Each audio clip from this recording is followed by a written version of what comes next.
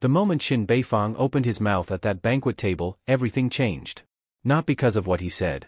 Because of what Clara did next. She didn't cry. Didn't argue. Didn't grab her chest like the words knocked the air out of her. She smiled. And that smile?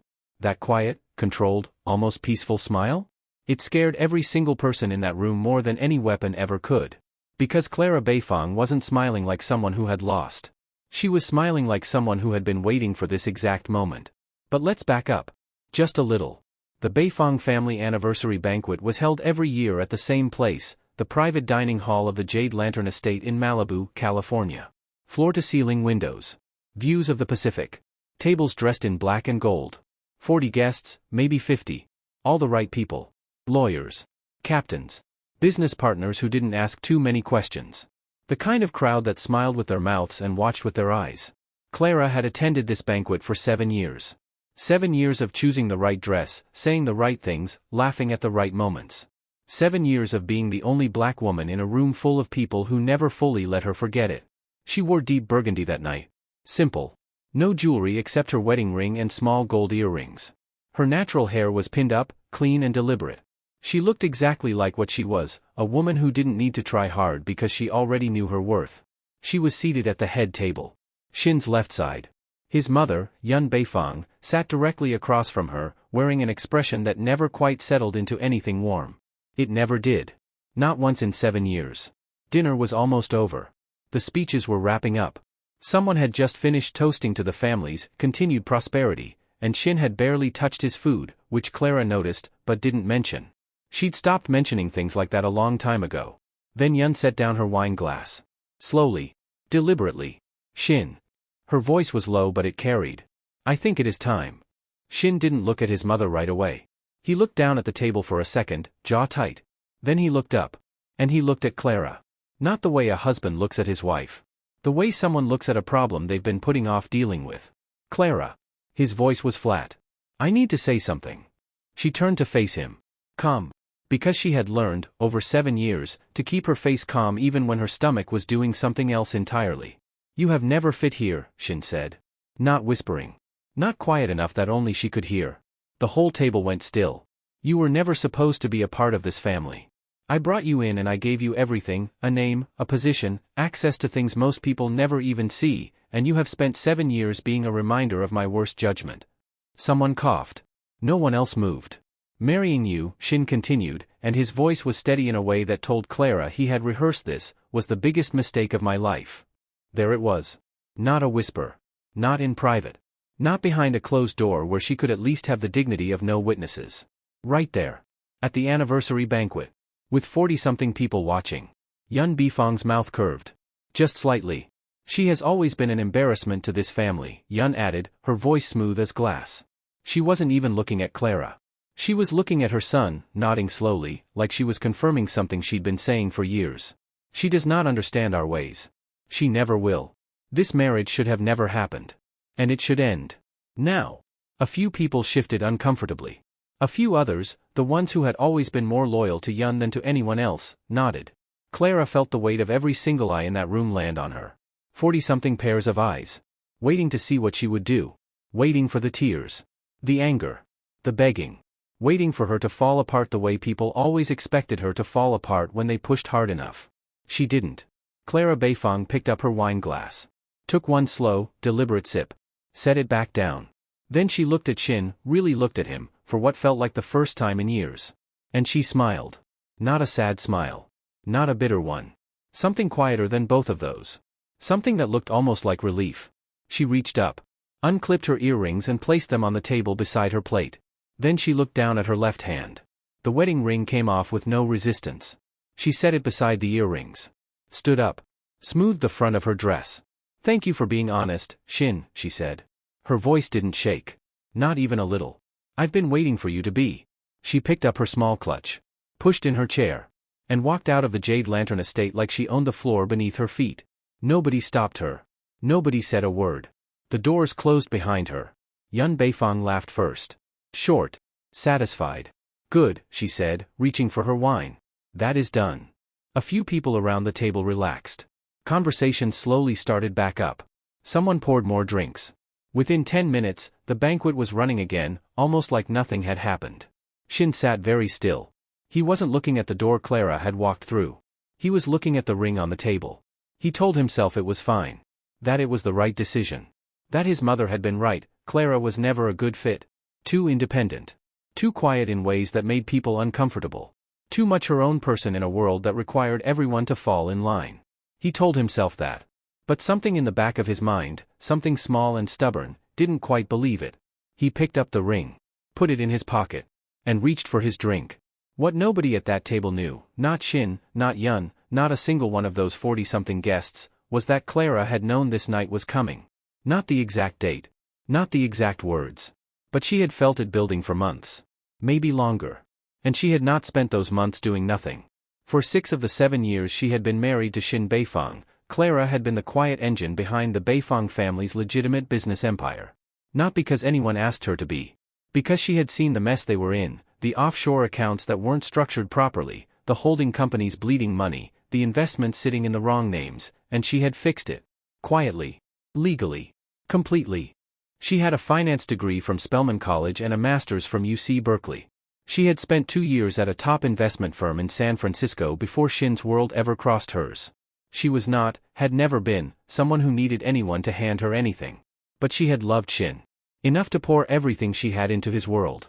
Enough to build something real inside something that was supposed to be temporary. And somewhere along the way, she had made sure that what she built was hers. Legally. Every business she had restructured, every investment portfolio she had managed, every holding company she had registered, she had done it properly. With her name where the law said it should go. With her signature where the documents required it. Not out of greed. Out of precision. Because that was who Clara was. She did things right. 7 years of that. 7 years of being called an embarrassment behind her back, and now, finally, to her face. She walked out of the Jade Lantern estate, got into the car waiting for her, and pulled out her phone.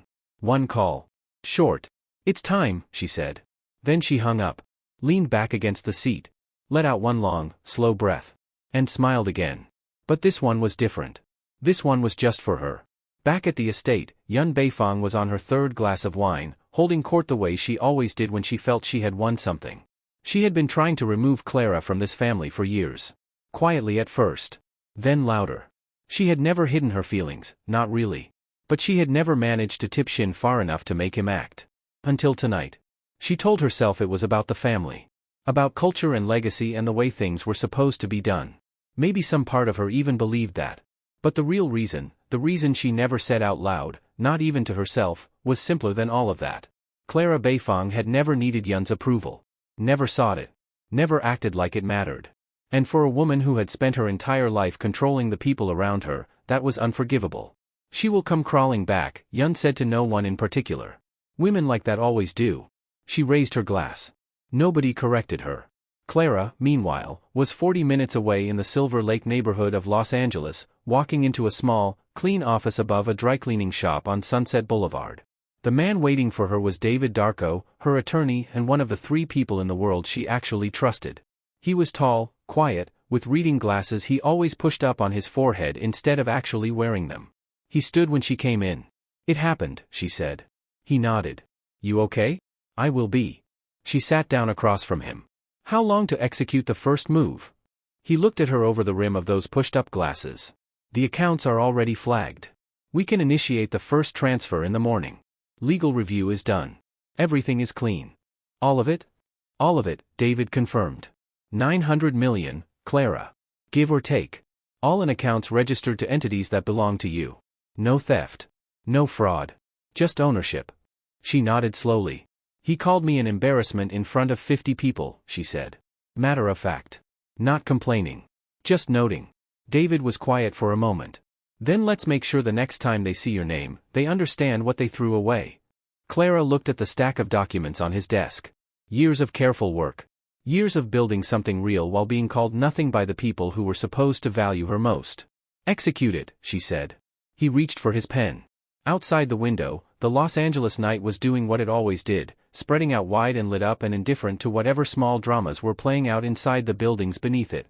The Beifong family banquet was still going somewhere in Malibu. And the woman they had just thrown away was already 3 steps ahead of every single one of them. That is where our story begins. If you are new here, welcome, you just landed in the right place. If you have been here before, you already know we do not do halfway storytelling on this channel. Drop a comment before you finish this video and let us know you were here. And hit that subscribe button so you never miss what comes next. Shin Beifong woke up at 6:14 in the morning to 17 missed calls. Not texts. Not emails. Calls. Back to back, starting from 5 a.m., all from the same three numbers: his chief financial officer, his head lawyer, and a business partner in San Diego who never called before 9 unless something had already burned down. He sat up. Looked at his phone. Felt something cold settle in his chest before he even pressed play on a single voicemail. The first one was from Dae-young Pyo, his CFO. Dae-young was not a man who panicked. 15 years working inside the Beifong operation had made him unshakable. Calm under pressure the way certain people just were. He was not calm on that voicemail. Shin. A pause. Call me. Now. Do not read anything before you call me. Just call. Shin called. Dae-young picked up on the first ring. Tell me, Shin said. 900 million, Dae-young said. Flat. Like he was still trying to make the number make sense. Gone. As of this morning. 7 different accounts across 4 holding companies. Every single transfer, authorized. Documented. Legal. Shin didn't speak. The signatures on every transaction, Dae-young continued, slower now, like he was reading from something he still didn't fully believe, are yours.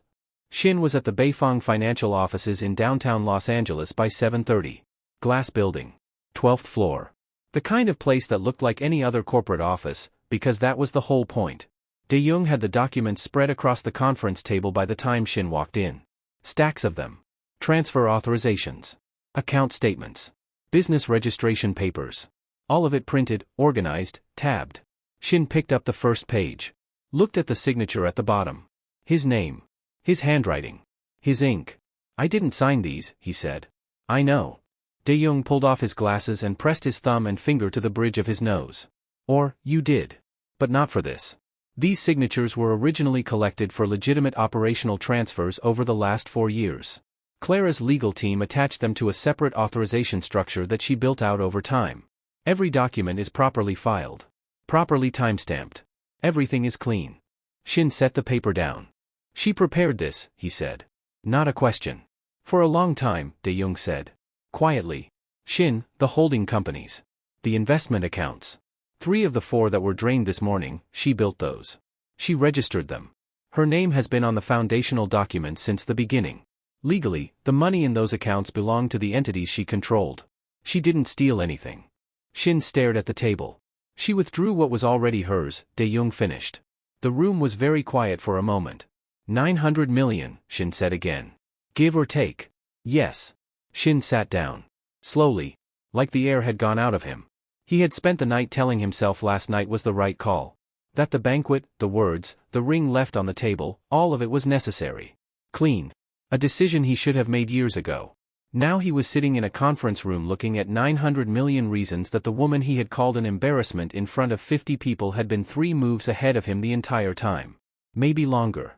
Probably longer. Yun Beifong arrived at the office 45 minutes after Shin. Nobody had called her. She had a way of finding out about things without being told, a skill she had spent decades perfecting. She walked in, took one look at the papers on the table, and her expression went from sharp to something colder. Where is she? Yun's voice was controlled. But her jaw was tight. We don't know, Dae-young said carefully. Yun looked at Shin. You let her walk out with $900 million? She didn't take anything that wasn't legally hers, Shin said. That landed wrong on Yun. Her whole face shifted. Legally hers. She said it like the words were offensive. She was a wife. A guest in this family. Everything in this operation belonged to US. The courts would disagree, Dae-young said, very quietly. Yun shot him a look that could have stripped paint, and he went back to studying the documents in front of him. Yun turned back to Shin. She planned this. She sat in this family for 7 years and she planned to rob us the moment we got rid of her. She built those accounts, Shin said. Still looking at the table. She built most of what those accounts were holding. I knew that. I let her run it because she was, he stopped. Because she was what? Yun pressed. Good at it, is what he almost said. Because Clara Beifong had been extraordinary at it. He had known that. He had relied on it. He had just never said it out loud to her face. It doesn't matter, he said instead. Yun's nostrils flared. It matters because we need to get that money back. And we need to find her. She pulled out her phone. Started making calls. Short, clipped, commanding. Within the hour, 3 of the family's most trusted captains had been dispatched to Clara's known addresses, the Silver Lake House, the apartment she kept in Santa Monica, and a workspace she had used in Pasadena. All 3 came back empty. Clara Beifong was gone. She was in San Francisco. Not hiding. Not running. Working. She had a corner suite on the 14th floor of a building in the financial district, booked under a business name nobody in the Beifong circle had ever heard of, Meridian Blue Holdings. The name had been registered 2 years ago. Quietly. Properly. David sat across from her with a cup of tea going cold beside his laptop. 3 locations searched, he said, reading from his phone. Nothing found. They'll escalate. Clara nodded.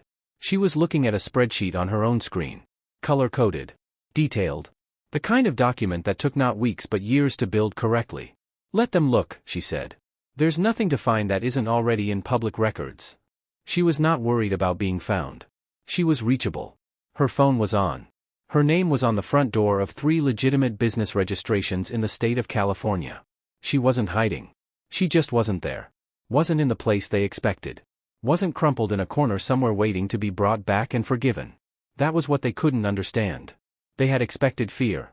Clara Beifong hadn't been afraid in a very long time.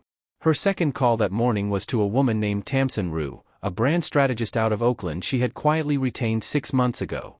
Tamsin was one of those rare people who could look at a pile of money and a strong idea and immediately see what it could become if you built it right. "We're ready to go public with Meridian Blue?" Clara asked. "Website goes live at noon," Tamsin said. "Press package is done. I reached out to 3 business editors last week, soft introductions only, like we planned. 2 already wrote back." "Good." Clara closed one screen and opened another. "Timeline for the first fund announcement?" "End of month. That gives us 3 weeks to prep the investor deck." Clara made a note. "Make it 2. Tamsin laughed, not surprised. 2 it is. Back in Los Angeles, the cracks were already starting to show. The Beifong empire had 2 sides. The side nobody talked about. And the legitimate side, the investments, the properties, the business holdings that were supposed to make the whole thing look clean. The side Clara had spent years building into something real. Without the $900 million that had lived in those accounts, the legitimate side was running on a fraction of what it needed. Project stalled. A real estate development in San Diego couldn't close on schedule. A joint venture in the Bay Area started asking questions the Beifong team couldn't answer. 3 suppliers who had been paid quarterly through the now empty accounts sent default notices within 48 hours. De-Jong spent the better part of 2 days on the phone trying to paper over the holes. He was good at his job. But he couldn't invent money that wasn't there. He walked into Shin's office on the 3rd morning and closed the door behind him. "We have a problem," he said. Shin looked at him. "Tell me something I don't know." "The Harrington Group, the San Diego development partners, they're pulling out. They sent notice this morning." De-Jong set the letter on the desk. "They cited instability in the project's financial structure." "Which, they're not wrong." Shin picked up the letter. "Read it." "Set it back down." "And there's more," De-Jong said. He hesitated. Actually hesitated, which was not something De-Jong Pyo did. "I've been doing a deep review of the accounts Clara managed. All of them. Not just the ones that were drawn down." And, De-Jong sat down without being invited to. That was also not something he normally did. "Shin, before Clara restructured our investment portfolio in year 2 of your marriage, the family's legitimate operations were hemorrhaging about $30 million a year. Quietly. Slowly. But consistently. She fixed it. The structures she built, the diversification, the fund allocations, the risk management. I've been looking at projections with and without her work, and," he stopped. Rubbed the back of his neck. "Without what she built, we were 5 years from having nothing on the legitimate side to show anyone." Shin was very still. "She saved us," De-Jong said. Plainly. No softening it. "And not once, in any document I've reviewed, in any meeting record, in any communication I can find, did anyone acknowledge that. Not publicly. Not internally." He paused. "Not once." The office was quiet. "She was called an embarrassment," De-Jong finished. "At a banquet. In front of everyone. By you." He stood. Picked up his folder. "I'm telling you this because you need to understand what she took when she left," he said. "It wasn't just money. It was everything she built. And she built it better than any of us knew." He left the office. Shin sat alone. The letter from the Harrington Group was still on his desk. Outside the window, Los Angeles was doing its usual thing, bright and sprawling and completely indifferent. He picked up his phone. Pulled up Clara's contact. Stared at it. Then put the phone face down on the desk and didn't call. Meanwhile, the Beifong captains were reporting back to Yun with increasingly uncomfortable news. Clara wasn't in hiding. She was visible. Her name had appeared in a business filing in San Francisco. A company called Meridian Blue Holdings had gone live with a sleek website that afternoon, Investment Management and Business Development, headquartered in California. No mention of the Beifong name anywhere. No mention of her past at all. Just a clean, professional, forward-looking presentation of a brand new company with a very serious amount of capital behind it. One of the captains pulled up the site on his phone and showed Yun. She looked at it for a long moment. She thinks she can just start over, Yun said. Her voice had gone quiet in a way that was more dangerous than loud. She thinks she can take from this family and walk away. She technically didn't take anything that wasn't, the captain started. Yun's look stopped him cold. Find out everything, she said. Who she's talking to. Who's helping her? I want to know every person connected to that company. She handed the phone back. And find me something I can use. The captain nodded and left. Yun stood at the window of her Bel Air home, looking out at the garden. She had spent 7 years maneuvering against Clara Beifong. Whispering in Shin's ear. Planting doubts. Reminding him constantly, subtly, relentlessly, that his wife was wrong for this family. She had finally won. Or she had thought she had. Now, watching a company rise out of the ashes of the woman she had driven out, Yun Beifong felt something she hadn't felt in a very long time. Not quite worry. Not yet. But close. In San Francisco, Clara ended her workday at 7, closed her laptop, and stood at the window of her suite looking out at the bay. She thought about the ring she had left on the table. She thought about Shin's face when he'd said those words, not angry, not cruel exactly, just decided. Like he had already made up his mind and was simply announcing it. She thought about the first year of their marriage, when things had been different. When she had believed she was building something with someone, not just building alone. But she didn't let herself stay there long.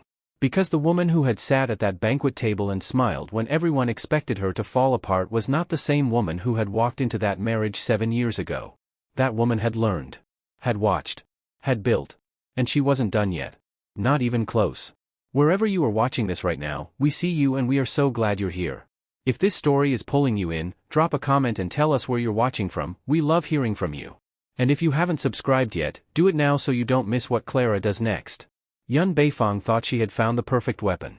That was the thing about Yun, she always thought she was the smartest person in any room she walked into. And for most of her life, she had been right enough times that the belief had hardened into certainty. She didn't question herself. Didn't second guess.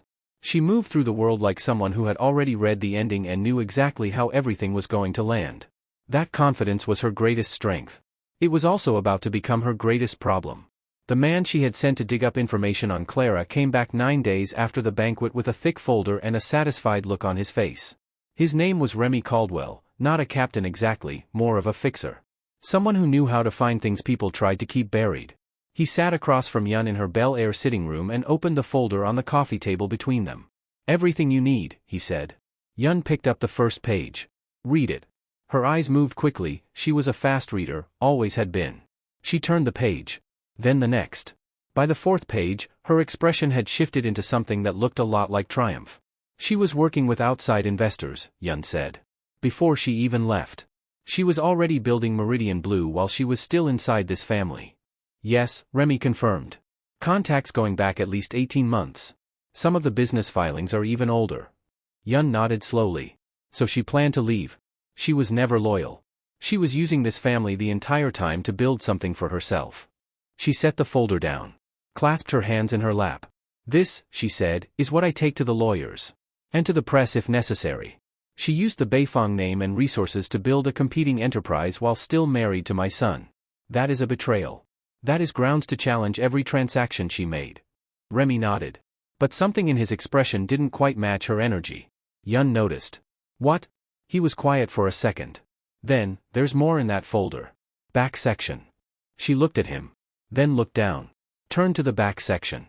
And started reading. The silence that followed lasted almost 2 full minutes. Remy sat still. He had learned, working for the Beifong family, that silence from Yun was almost always more serious than noise. Finally she set the folder down. Where did you get these? Her voice was very controlled. The documents? Remy leaned forward slightly. Some of it was in Clara's own files, the ones her legal team submitted as part of the financial separation process. The rest came from a record search. Old filings. Going back about 11 years. Yun's jaw was tight. They're authenticated? She asked. Yes. She stood up. Walked to the window. Her back was to him for a long moment. What was in the back section of that folder was not what she had sent Remy to find. But he had found it anyway, because good investigators followed threads wherever they led, even when the destination was inconvenient. The documents showed something that Yun had spent over a decade making sure stayed buried. 11 years ago, before Shin had ever met Clara, there had been a woman. A business partner of Shin's, a quiet, sharp woman named Avelini Cho who had co-founded one of the Beifong family's earliest legitimate investment vehicles with Shin. A company that had been the seed of everything the empire later became. Avelini had never been properly credited. Her name had been removed from the founding documents, not accidentally. Deliberately. Replaced with a variation that obscured her contribution. Yun had orchestrated it. She had decided Avelini was a threat to her control of her son's world and she had systematically pushed her out, forged an amendment, manipulated a signature, buried the original filing. Avelini had eventually disappeared from their orbit entirely. Moved out of state. Started over. But the original documents still existed somewhere. And Clara had found them. Or more accurately, Clara had known about them for a long time. Had quietly, carefully, gathered the evidence and held it. Not to use as leverage. Not to blackmail anyone. But because Clara was the kind of person who documented everything. Who kept records the way other people kept secrets. The back section of Remy's folder was a legal summary, prepared by David's team, of the evidence Clara had compiled. Evidence that showed Yun Beifong had forged documents to cut a founding partner out of a company she had helped build. Evidence that showed Yun had then spent years using that same company, and the wealth it generated, as the financial bedrock of the Beifong empire. And there was more. Scattered across 12 years of records, Clara's legal team had documented a pattern. Yun intercepting communication between Shin and people she considered threats. Yun feeding Shin altered versions of conversations and events. A string of relationships, business and personal, that had quietly collapsed after Yun involved herself. All documented. All timestamped. All real. Including the marriage. There were text messages. Printed. Dated. Between Yun and two of Shin's closest advisors from the early years of the marriage. Messages where Yun directed them to report certain things to Shin, things that were partially true, reshaped into something more damaging. Messages where she referred to Clara in terms that would have made even Remy uncomfortable to read aloud. She had been working against Clara from the very first month of the marriage. Not because Clara had done anything wrong. But because Clara was strong enough that Yun couldn't control her. And anything Yun couldn't control, she destroyed. Remy cleared his throat. The summary at the back was filed with the court 3 days ago. As part of Clara's response to the family's legal challenge on the financial transfers. Yun turned from the window. It's already with the court, she said. Yes. A pause. And her team sent courtesy copies to 4 of the family's major business partners. Along with a cover letter. Just, context. So they could make informed decisions going forward, the letter said. Yun's face went very still. Which 4? She asked. Remy listed them. Every single one was someone who had been with the Beifong family for over a decade. Old relationships. Deep ones. The kind of partners who had stayed through difficult years because they trusted the people running the operation. Have any of them responded? Yun asked. 3 have already reached out to Dae-young to request meetings.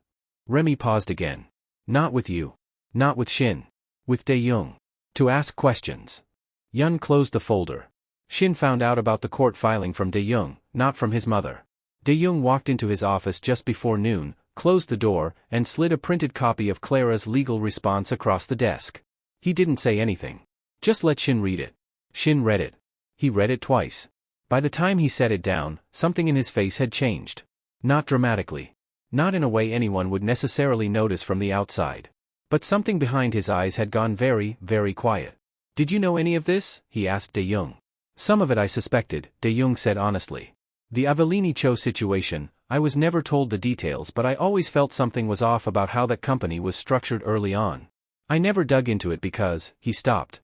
Because it wasn't your place, Shin said. Because it was your mother, Dae-young said. Plainly. Shin was quiet. He thought about the first year of his marriage. The way certain conversations with Clara had gone sideways in ways he couldn't always explain. The way his mother would call right after certain dinners, right after certain moments, and say something small and sharp that lodged itself in his thinking and didn't leave. He had always told himself he was capable of his own judgment. That no one influenced him. But influence didn't always look like pressure. Sometimes it looked like information. Like a version of events, carefully shaped.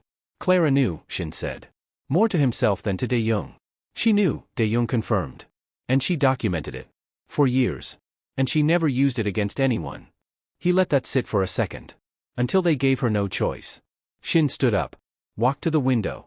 Across the city, somewhere, Clara Beifong was building something while his empire cracked at the foundation. He thought about the smile. The one she had given him at the banquet before she walked out. He had told himself it was arrogance. Or bitterness dressed up as calm. But now, reading this document, he understood what it actually was. It was someone who had already seen the end of the story. Who had known, long before that banquet, exactly how everything was going to unfold. Who had done the work, built the case, laid every brick into place, and then walked out that door not because she was broken. But because she was ready. The first business partner to formally withdraw from the Beifong family's operations was a man named Sterling Vance, a real estate developer out of Long Beach who had worked with the family for 11 years. He sent a letter. Professional. Polite. Final. Cited concerns about the operational stability of the partnership and wished the family well going forward. The second was a law firm. Barrett & Chun, out of San Francisco, who had handled the family's corporate legal work for nearly a decade. They sent formal notice of withdrawal of representation. No letter. Just the notice. The third didn't withdraw.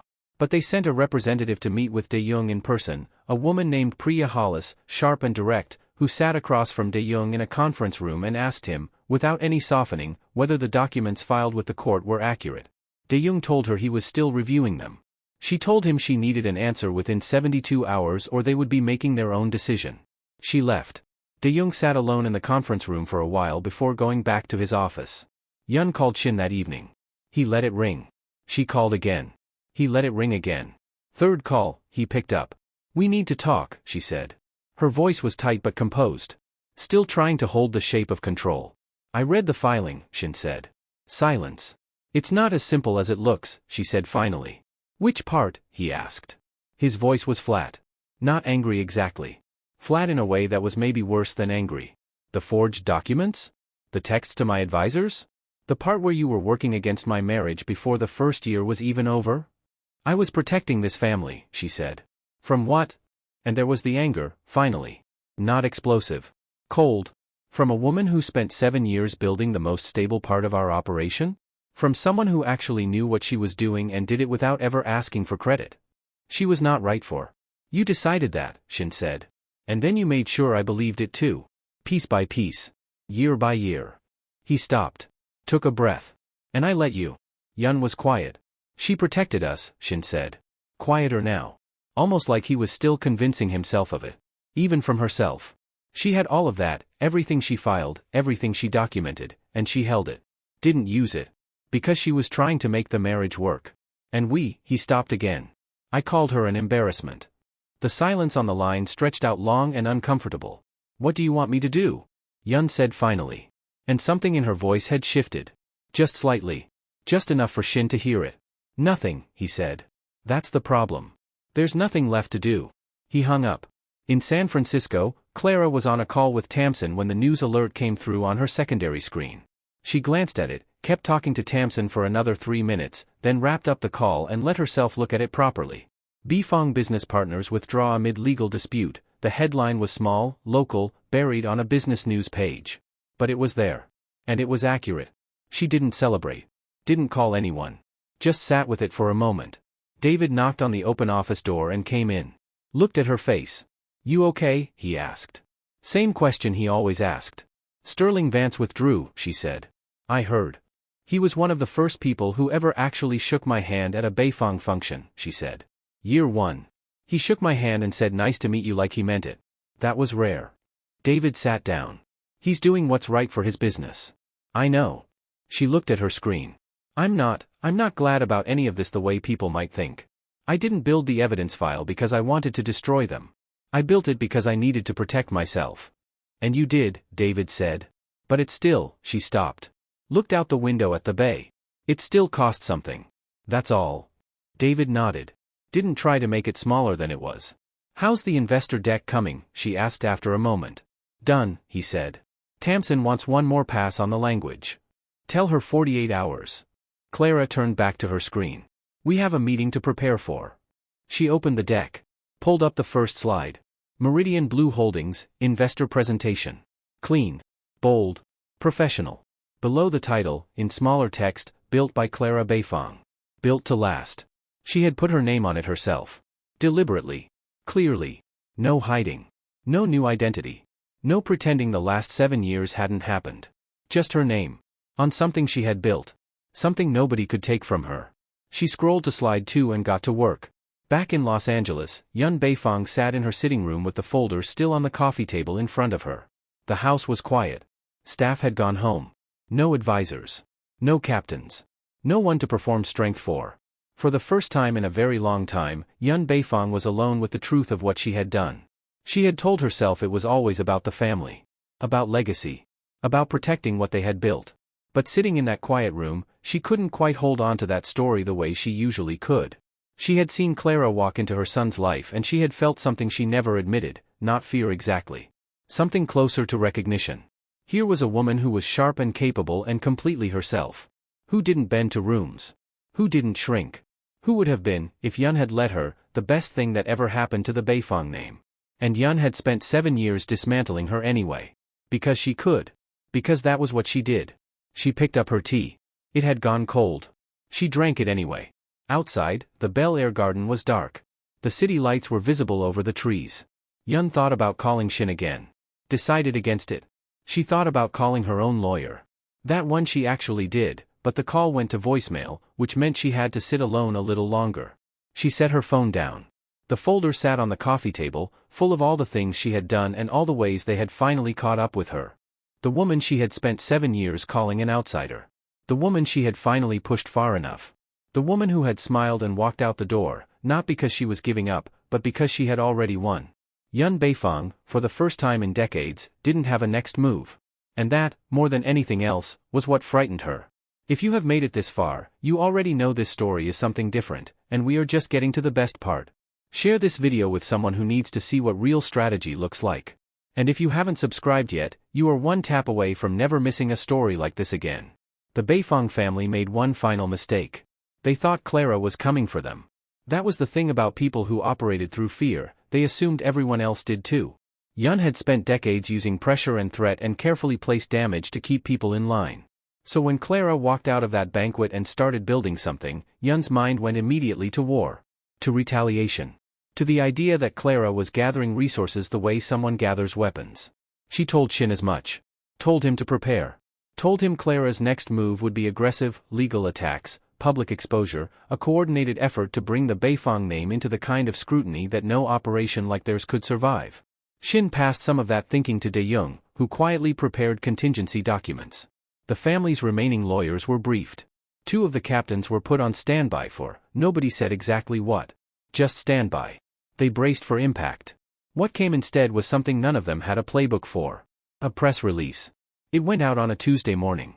6 weeks after the banquet. 6 weeks after Clara had removed her ring and walked out of the Jade Lantern estate like she was walking toward something rather than away from something. The press release announced the official public launch of Meridian Blue Holdings, headquartered in San Francisco, California. Investment management. Sustainable development. Emerging markets across the American West Coast. $900 million in initial capital. A founding team that included some of the most respected names in California's independent finance world. It also announced Meridian Blue's first major project, a mixed-use development in Oakland that would bring affordable commercial space and housing to a neighborhood that had been quietly hollowing out for years. Partnered with 3 community organizations. Fully permitted. Already under construction. The business press picked it up within hours. By noon, 4 major publications had run pieces. By end of day, Clara Beifong's name was appearing in financial news for the first time, not as someone's wife, not as a footnote in a family story, but as a founder. As the person who had built something real out of something that could have broken her. Tamsin had done her job perfectly. The narrative was clean and true and impossible to spin badly. Woman builds independent company, invests in California communities, creates real value. There was nothing to attack. Nothing to grab onto. Clara spent that Tuesday in back-to-back meetings. Investors. Potential partners. A journalist from a Bay Area business outlet who had requested a sit-down interview 2 weeks earlier. She was measured in the interview. Precise. She didn't mention the Beifong name once. Didn't reference the banquet. Didn't perform bitterness or triumph. When the journalist asked about her background, she talked about Spelman, about Berkeley, about her years in investment management before she had, as she put it, taken some time to work on private projects. Private projects. That was all she gave them. The journalist wrote it up anyway. Led with Clara's calm. Her clarity. The way she talked about the Oakland development like it was the most natural thing in the world to take $900 million and point it at something that actually mattered. The headline was simple. Clara Beifong, the financier who built an empire on her own terms. Shin read it on his phone in the back of his car on the way to a meeting he was already 20 minutes late for. He read the whole thing. Didn't skip any of it. There was a photo. Clara, in a navy blazer, standing in front of the Oakland development site with a hard hat in her hand and the kind of expression on her face that made you think she had been standing in exactly that spot her whole life. Not posed. Real. Like the camera had caught something that was already there. He looked at that photo for longer than he meant to. The driver glanced in the rearview mirror but didn't say anything. Shin put his phone in his pocket. Looked out the window at the freeway. Los Angeles spreading out around him in every direction, flat and sprawling and sun-bleached. He thought about what De-young had said weeks ago. About the hemorrhage. About the $30 million a year that had been quietly bleeding out before Clara fixed the structure. About how she had done it without being asked, without being thanked, without anyone in that family ever once saying, out loud, to her face, "You are the reason this works." He thought about the banquet. About his own voice saying those words. About the way the room had gone still. About the smile. He still didn't fully understand the smile. But he was starting to. The meeting he was late for did not go well. It was with Priya Hollis, the representative from the third business partner who had been waiting 72 hours for answers. Those 72 hours had come and gone 3 weeks ago. They had extended twice. This was the final meeting. She sat across from Shin and De-young in a downtown conference room and laid out her company's position in 4 sentences. Clean. Final. No room for negotiation. They were withdrawing from all joint ventures with the Beifong family's legitimate business arm, effective immediately. They wished everyone involved well. They had no further comment. She left before the coffee arrived. De-young watched her go. Then looked at Shin. "That's the third," he said. "I know. Sterling Vance already has a new development partner," De-young added. Then, carefully, Meridian Blue. Shin looked at him. "Clara's company," De-young said. Unnecessarily. They both knew. Vance reached out to them directly, apparently. Signed last week. Shin absorbed that. Didn't speak. Sterling Vance, who had been a Beifong partner for 11 years, had gone to Clara. Not out of spite. Probably. Maybe just because she was building something solid and he was a man who knew solid when he saw it. But still. How bad is it? Shin asked. De-young didn't soften it. The legitimate side is running at about 40% capacity. Without the investment infrastructure Clara managed, and without the partners who've withdrawn, we can maintain operations but we can't grow. We can't take on new projects. We can't honor 3 commitments we made in Q1. He paused. We're not collapsing. But we're not what we were. And what we were was largely because of her. Shin nodded. Slowly. "What does my mother say?" he asked. De-young was quiet for a second. "She's been quiet. The last 2 weeks." That was its own kind of answer. Yun Beifong had gone quiet because for the first time in decades she had run out of moves. Her lawyer had reviewed the documents Clara's team had filed with the court and delivered his assessment plainly. The evidence of the forged Avellini Cho documents was solid. The text message records were authenticated. If Yun contested anything aggressively, she risked pulling more scrutiny onto herself.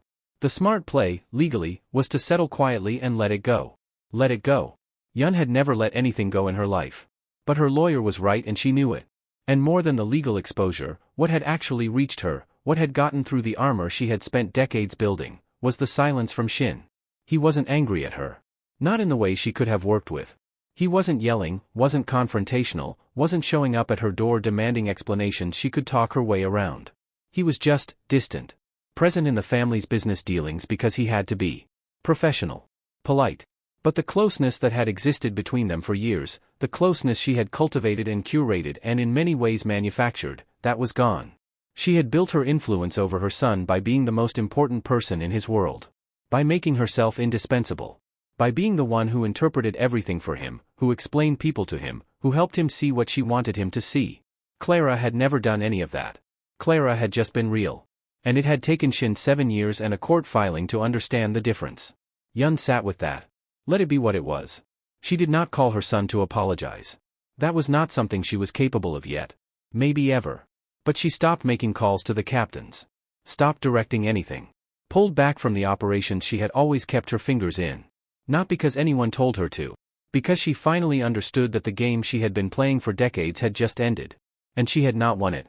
6 months after the banquet, Meridian Blue Holdings was named one of the top 10 emerging investment firms in California by a major West Coast financial publication.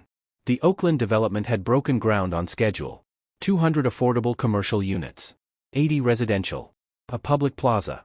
The kind of project that got photographed a lot because it looked like proof that something could be done right. Clara had brought on 3 new hires in the first quarter, all of them women, all of them from finance backgrounds, all of them the kind of people who had been the quiet engine behind something bigger and never gotten credit for it. She had a specific sense for that. Could identify it from across a room. She had also quietly reached out to Avelini Cho. It had taken David 3 weeks to find her. She was in Colorado now, running a small consulting firm. She had built something stable and low-key and she had been, by all accounts, completely fine. She had moved on. But when Clara called, Avelini had picked up. And when Clara explained what she had found, what she had documented, what had been filed with the court, what the record now showed about what had been done to her, Avelini had been quiet for a long time. I always knew, Avelini said finally. I just couldn't prove it. It's proven now, Clara said. Another pause. What do you want from me? Nothing, Clara said. I just thought you deserved to know. And I thought, she stopped. I thought maybe you'd want to talk sometime. About what you built back then. Because from what I've read, it was good work. Avelini laughed. Short. A little surprised. It was. I know, Clara said. I used some of the same structural principles when I redesigned the Beifong portfolio. Didn't know I was building on your foundation at the time. But I was. That landed somewhere real. Clara could hear it in the silence that followed. They talked for another hour. And then they talked again the following week. And the week after that. By the end of month 7, Avelini Cho had joined Meridian Blue as a senior strategic advisor. Her name was on the website. On the company materials. Clear and credited and permanent. The way it should have been a decade ago. The recognition came 8 months after the banquet. Not from California. From farther out. A National Economic Development Foundation, headquartered in Washington, D.C., operating programs across 14 states, announced its annual recognition of emerging leaders in community-centered investment. Clara Beifong was on the list. Not at the bottom. First. The ceremony was held in San Francisco. A hotel ballroom in the financial district, not far from the Meridian Blue offices. Clean lighting. Round tables. The kind of crowd that had spent careers building things and had the quiet confidence that came with that. Clara wore white. No fuss. Her hair natural and down. Simple gold at her ears, new ones. Not the ones she had left on the table at the Jade Lantern estate. David was there. Tamsin was there. Avelini was there. A small circle. The right ones. When they called her name and she walked to the front of the room, there was a particular kind of applause, not just polite, but real. The kind that fills a room and means something. She stood at the podium and looked out at the audience for a moment before she spoke. I didn't plan this, she said. Not as an opening line to a prepared speech. Just, the truth. I planned a lot of things over the last several years. Financial structures. Legal frameworks. Business models. I planned those carefully and precisely because precision matters. She paused. But this, standing here, I didn't plan this. This is just what happened when I decided that the opinion of people who underestimated me was no longer something I was going to build my life around. The room was very quiet. Someone called me an embarrassment once, she said. Calm. No drama in it. Just a fact. In front of a lot of people. And I want to be clear, that moment didn't make me. I was already made. But it did remind me that I had been spending my energy in the wrong direction. She looked down for just a second. Then back up. So I redirected it. And apparently, the corners of her mouth moved, $900 million and 8 months later, here we are. Laughter. Warm. Real. She thanked David. Thanked Tamsin. Said Avelini's name and looked at her directly when she said it, in a way that made Avelini press her lips together and look at the ceiling for a moment. Then she stepped back from the podium. Picked up the award. Let the applause be what it was. Shin watched it on his phone. Someone had clipped the speech and posted it. It was moving fast, shares and reposts and comments from people who had never heard of Clara Beifong 24 hours ago and now couldn't stop talking about her. He watched the whole clip. Twice. When she said someone called me an embarrassment once, he felt that land somewhere inside him that he didn't have a good name for. Not guilt exactly. Guilt was too simple. Something more layered. Something that recognized its own reflection in what she was describing and didn't look away. He set his phone down. He was alone in the office. Late. The building was mostly empty.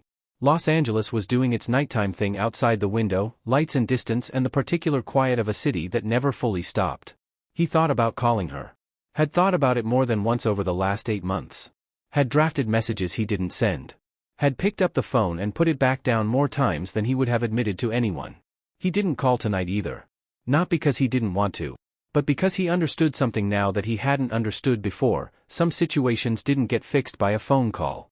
Some things you had done existed in a category past the reach of apology, not because the person you had wronged was unforgiving, but because they had simply moved. Moved on, moved forward, moved into a version of their life that no longer had a gap shaped like you in it. Clara Beifong had not built Meridian Blue out of hate. She had not pulled 900 million and redirected it as an act of revenge. She had done it because it was hers. Because she had built it and she deserved it, and when the people around her finally showed her clearly that they didn't see that, she had simply taken what was hers and gone. That was the part that stayed with him. Not the money. Not the business. The clarity. The fact that she had known exactly who she was and exactly what she had built, even when everyone around her was telling her she was nothing. He had been one of those people. The loudest one. He didn't call. Yun Beifong saw the clip too. She didn't watch it twice. She watched it once, all the way through, and then she set her phone face down on the side table and looked at her garden for a long time. She had spent years constructing a story about Clara, who she was, what she was worth, why she didn't belong. She had told that story so many times and to so many people that she had come to believe it herself. That was the danger of narratives you controlled. Eventually you couldn't see past them anymore. Clara had not become what she was despite what Yun had done to her. Clara had become what she was in spite of it. Had carried the weight of 7 years of quiet undermining and deliberate sabotage and had still, built something solid and real and lasting. And the thing Yun couldn't get past, sitting there in her garden with the lights of Bel Air around her, was this. She had recognized something in Clara from the very beginning. Had seen the capability, the precision, the unshakable quality that Clara carried. And instead of making room for it, instead of allowing it to exist inside the family she claimed to be protecting, she had tried to extinguish it. Because she couldn't control it. And what she could not control, she could not stand. She picked her phone back up. Looked at the clip one more time. Paused it on Clara's face at the podium, that expression. Still uncertain and completely her. Yun thought about the girl she had once been. Sharp and capable and in a world that didn't have room for what she was. And the way she had clawed her way into power not by being given space but by taking it. By being ruthless about it because ruthless was the only language anyone had ever spoken to her. She wondered, for the first time, if Clara had ever looked at her and seen any of that. Seen the original version of a woman who had once been exactly what Clara was, powerful, overlooked, determined, before the years had turned all of that into something harder and colder and crueler. She didn't know. She set the phone down again. Didn't call Shin. Didn't call anyone. Just sat with what she had done and what it had cost. All of it. The full weight. Maybe that was the closest Yun Beifong would ever get to honesty with herself. Maybe that was enough. Maybe it wasn't. But it was what she had. 1 year after the banquet, Meridian Blue Holdings closed on its second major development, this one in Fresno, California. Affordable housing and a community business incubator. Bigger than Oakland. More complex. Done right. There was a small ceremony at the site. Not publicized widely. Just the team, a few partners, some of the community organizers who had been part of the planning from the beginning. Clara stood on the site in work boots and a simple jacket, looking at the ground that would become something real. David was beside her. 1 year, he said. 1 year, she agreed. How does it feel? She thought about that. Actually thought about it rather than giving a quick answer. It feels like the beginning, she said finally. Not like I'm done with anything. Like I've just gotten started. David nodded. Meridian Blue in 5 years? Bigger than this, she said simply. And more of this. She gestured at the site. The ground. The future square footage of something that would matter to real people in a real neighborhood. Always more of this. He smiled. Then let's get back to work. She looked at the site for one more moment. Somewhere across California, in a glass building on the 12th floor of a downtown Los Angeles tower, the Beifong family was managing what remained of an empire that had once been much larger. Not collapsed, but diminished. Running at a fraction of what it had been. Trying to rebuild partnerships that had walked.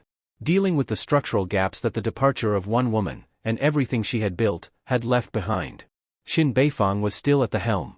De Jong beside him. The operation moving forward, slowly, the way things moved when the engine had been removed and they were running on what was left. And here, on a patch of ground in Fresno that was about to become something real and lasting and meaningful. Clara Beifong was not thinking about any of that. She was thinking about the next thing. The next project. The next person her company could bring in who had been underestimated and overlooked and told they didn't fit. She was thinking about Avellini, back in San Francisco, already 3 weeks into the planning for their third fund. She was thinking about Tamsin's pitch deck for a new investor cohort, due in 10 days. She was thinking about the 2 young women she had agreed to mentor this quarter, both from finance backgrounds, both extraordinary, both completely unaware yet of exactly how extraordinary they were. She was thinking about all of it. All the work. All the forward motion. The banquet was a year behind her. The ring she had left on the table, a year behind her. The word said in front of 50 people in a room full of people who had watched and said nothing, a year behind her. Not forgotten. Clara Beifong didn't pretend things away. But behind her. In the correct place. In the past, where past things belonged. She turned away from the sight. Fell into step beside David. Pulled out her phone and opened Tamsin's latest draft. The California Sun was doing what California Sun did, bright and clean and completely uninterested in the small dramas of the people living underneath it. Clara walked forward. She didn't look back. She never needed to again. And that is the full story of the woman they called an embarrassment, who smiled, walked out, and built something that outlasted every single person who underestimated her. If this story moved you, share it with someone who needs to hear it today. And if you are not subscribed yet, what are you waiting for? Hit that button and stay with us. There is always more where this came from.